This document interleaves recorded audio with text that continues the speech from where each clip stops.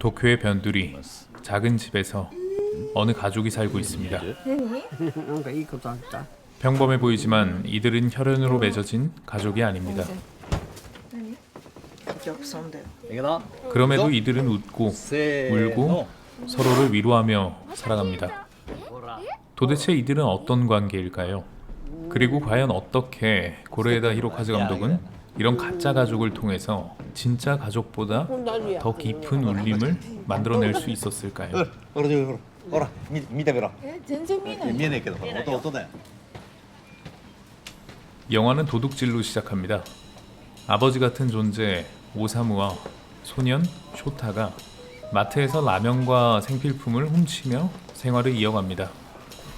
이 집의 삶의 방식은 법의 바깥에 있습니다.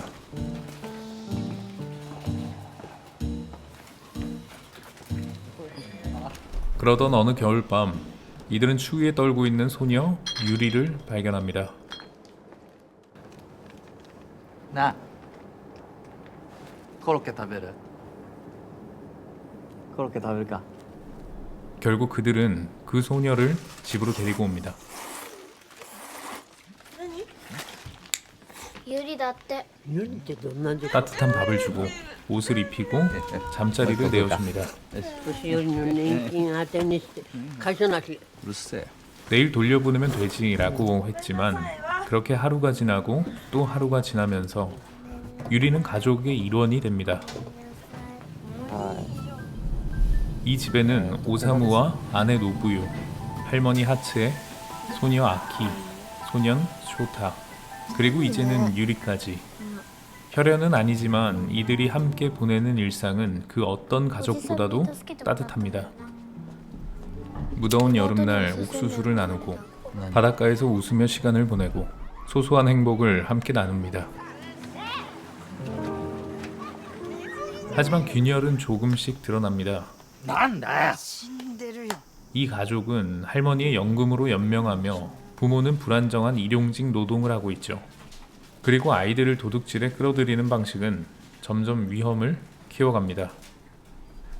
특히 쇼타는 깊은 갈등 속에 놓입니다. 도둑질을 통해서만 유지되는 가족, 이게 과연 옳은 걸까? 그의 선택과 행동 속에서 가족이 서로에게 얼마나 의지하고 있는지, 그리고 서로를 위해 어떤 비밀을 감추고 있는지가 조금씩 드러납니다. 관객은 자연스럽게 이 가족의 일상과 선택을 지켜보며 그들에게 다가올 결정적인 순간을 궁금해하게 됩니다. 과연 이 가족은 서로를 지키며 계속 함께할 수 있을까요? 그리고 그 속에서 우리가 느끼게 될 가족의 의미는 과연 무엇일까요?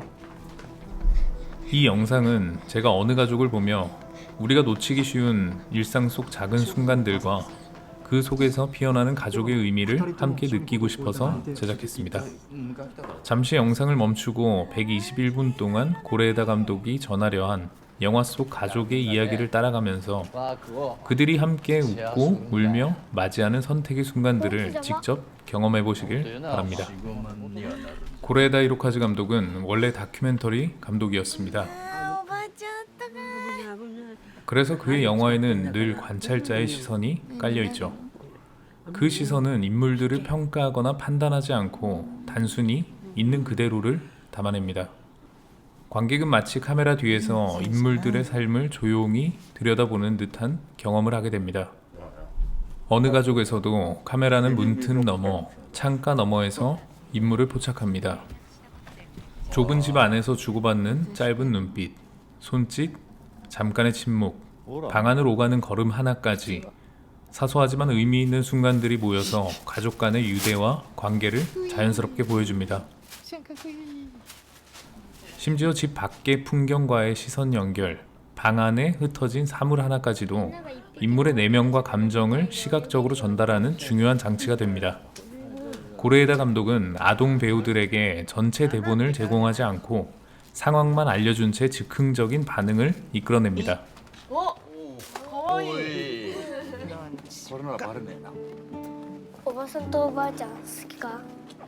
덕분에 아이들의 대화와 몸짓은 단순한 연기가 아니라 마치 실제 삶의 일부처럼 관객이 순간순간 감정을 체험하게 만드는 힘을 갖게 됩니다.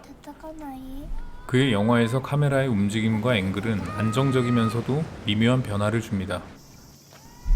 빠르게 흔들리거나 극적으로 이동하지 않고 인물과 공간 속에 스며드는 듯한 시선을 유지하며 관객이 등장인물과 같은 호흡으로 장면 속에 들어가도록 유도합니다. 이로 인해 관객은 단순한 관찰자가 아니라 인물들의 삶과 감정 속으로 서서히 빨려 들어가는 경험을 하게 됩니다. 그리고 고레에다 감독은 공간과 사물의 배치를 통해서도 이야기를 전합니다.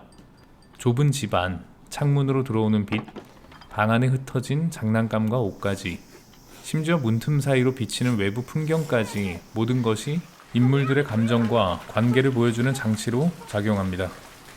이 모든 디테일이 쌓이고 반복되고 서로 맞물리면서 관객은 사건과 상황을 단순히 보는 것이 아니라 인물들의 내면과 보이지 않는 감정을 직접 체험하게 됩니다.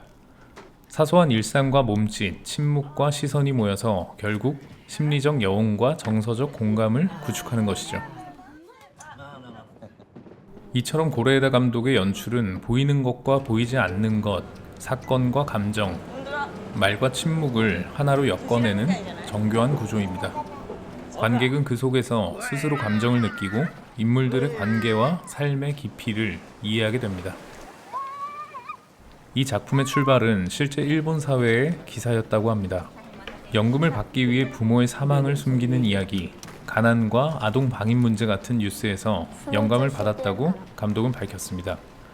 특히 한 기사에서 아버지와 아이가 훔친 낚싯대만은 다시 팔지 않는 가족의 이야기를 접한 순간 고레에다 감독은 어느 가족의 중요한 이미지와 서사를 구상하기 시작했습니다.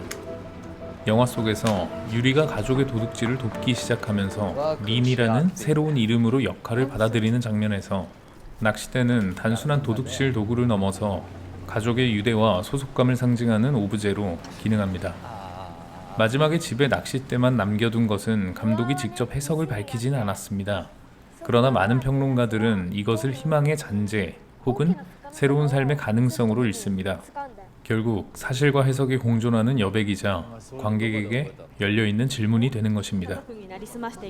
영화의 가장 강렬했던 감정적 순간은 취조실에서의 장면입니다. 노부요 역을 맡은 안도 사쿠라가 의자에 앉아 조명이 희미하게 비치는 취조실 안에서 감정을 쏟아냅니다. 그녀의 눈물은 단순한 슬픔이 아닙니다. 가족을 지켜내고 싶었던 절박함, 도둑질로 아이들을 보호하려 했던 죄책감, 그리고 인간적인 연민이 한꺼번에 터져나옵니다. 마마? お母さん? 숨을 몰아쉬는 소리, 떨리는 손, 그리고 눈물에 젖은 눈빛 하나하나가 관객에게 그대로 전달됩니다. 이 장면에서 관객은 단순한 범죄 이야기를 보는 것이 아니라 가족이란 무엇인가? 라는 질문을 마음으로 느끼게 됩니다. 어쩌면 피가 아닌 서로를 지키려는 마음과 함께한 시간이 진짜 가족이라는 사실을 깨닫게 하죠. 頭いいんでしょうとな。 안도 사쿠라는 그 깊이와 진정성을 인정받아 일본 아카데미 최우수 여우주연상을 받았고 그 감정의 여운은 영화가 끝난 뒤에도 오랫동안 마음을 울립니다. 저는 고레에다 히로카즈 감독의 작품 세계를 깊이 존경합니다. 저의 책장에는 그의 친필 사인이 담긴 각본집이 자리하고 있으며 이는 단순한 소장품을 넘어 그의 창작 과정과 감각을 직접 체험할 수 있는 기록이기도 합니다. 고레에다 감독의 강점은 감정을 직접 설명하기보다 차곡차곡 쌓아 올리는 연출 방식에 있습니다. 서로에게 건네는 미세한 시선, 좁은 방 안의 숨결과 몸짓, 이 사소한 요소들이 모여 관객에게 거대한 감정적 파도를 전달합니다. 그의 영화는 언제나 단 하나의 질문을 던집니다.